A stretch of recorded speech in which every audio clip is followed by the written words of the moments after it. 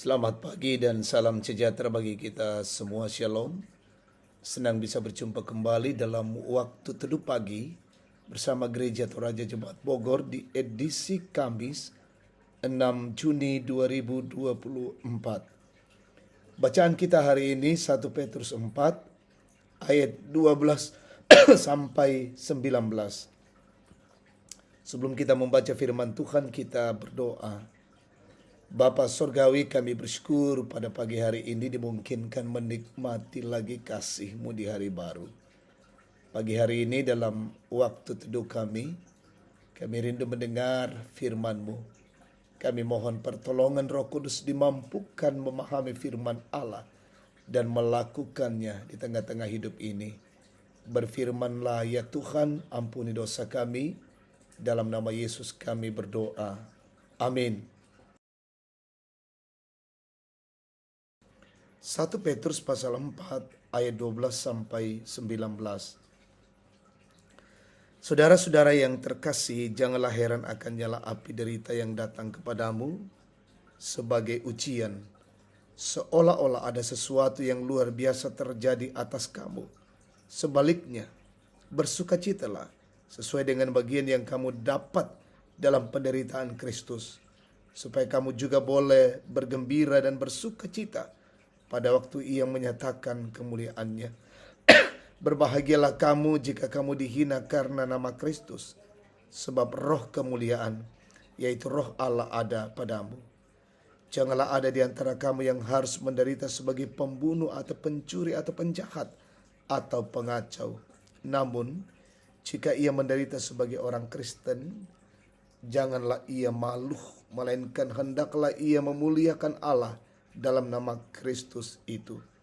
Sebab telah tiba saatnya penghakiman dimulai dari rumah Allah sendiri.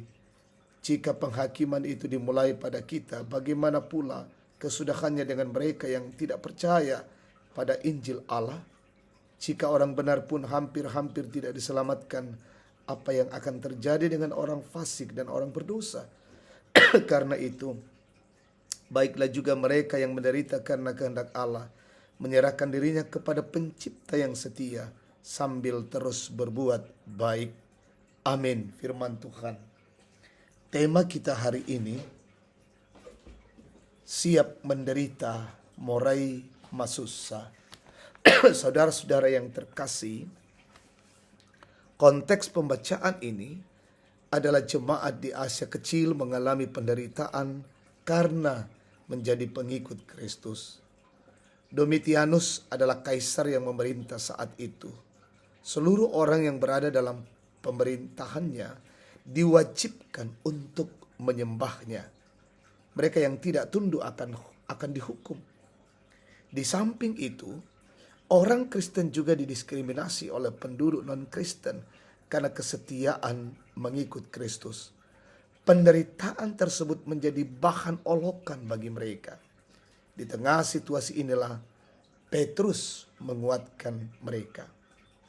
Petrus menguatkan mereka bahwa sekalipun mereka mengalami penganiayaan dan penderitaan karena Kristus, mereka mesti berbahagia.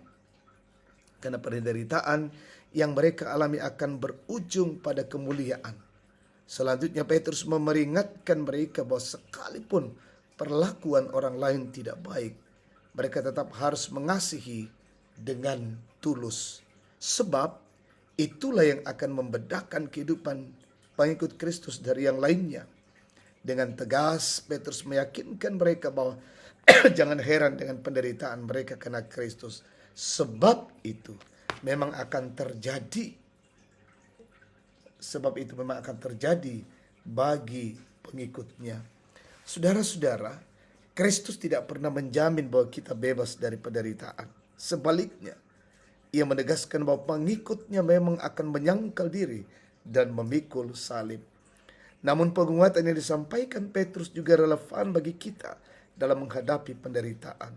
Kesadaran akan adanya penderitaan dapat membuat kita siap sekaligus tidak kecewa ketika penderitaan itu kita alami.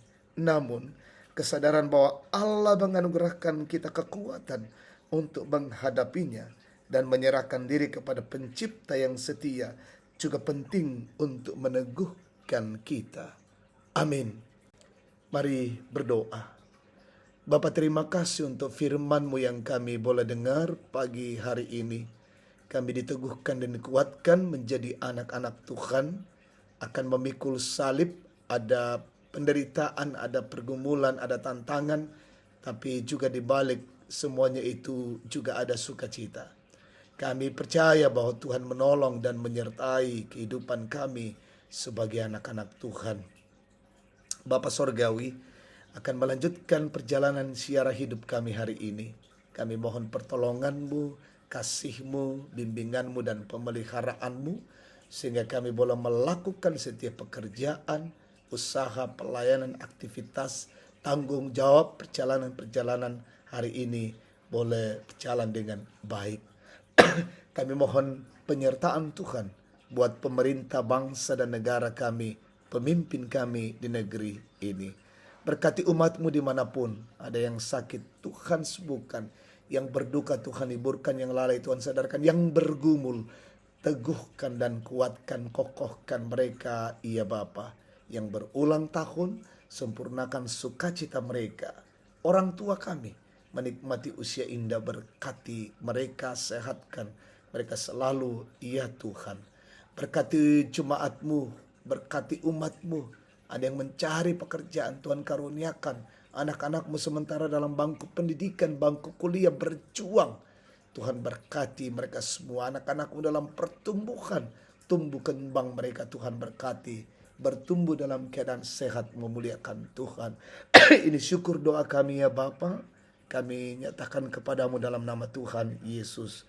Amin. Demikian waktu teduh Tuhan memberkati kita hari ini.